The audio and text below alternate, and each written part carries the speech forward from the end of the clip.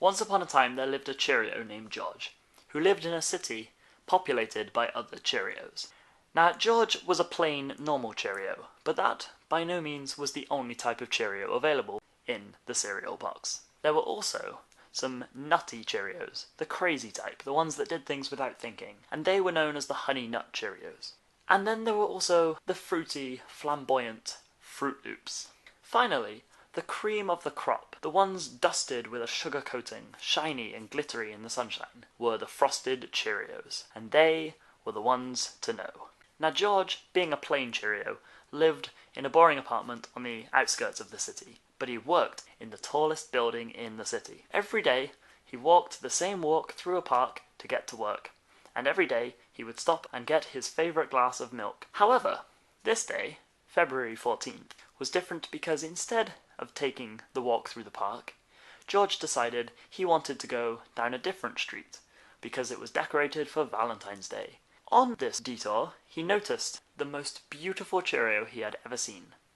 She was gorgeous. She was frosted, of course, and that made things a little bit scary. But George was brave, and he plucked up the courage to go up to her, and he asked her for a date. Unfortunately, she decided that parents would never understand if she came home with someone that wasn't glittery and glamorous, and would not want to be going on a date with him this Valentine's Day. So George set himself a resolution to work as hard as he could every single day for a year, and then next Valentine's Day he would take the same detour, and if he happened upon the same girl, it would be fate. For an entire year he worked as hard as he could, and he got promoted 3 times. But that was not all. Having been promoted 3 times in 1 year had gotten him noticed, and these bosses one day decided that they were going to visit, and told him that they would take him to the secret frosting laboratory, and they would dunk one side of him into the frosting. George returned the next day with one side of him, notably the front side, fully frosted. He walked down the same street and he found the same girl. He was so excited, it must be fate, and he ran up to her, and she looked at him with her glittery eyes, and she said, "Wow, you're frosted, this is fantastic." And he said, "Yes, I've thought about nothing else this entire year. I would love to go on a date with you. Would you please be my Valentine?" And she said, "Oh, your frosting looks so good, why don't you do a twirl for me?" And he did. Her face dropped, and she said, "I would have loved to be your Valentine, but my family just would never accept that you are, in fact, half plain and half frosted. I'm sorry, but this just won't work."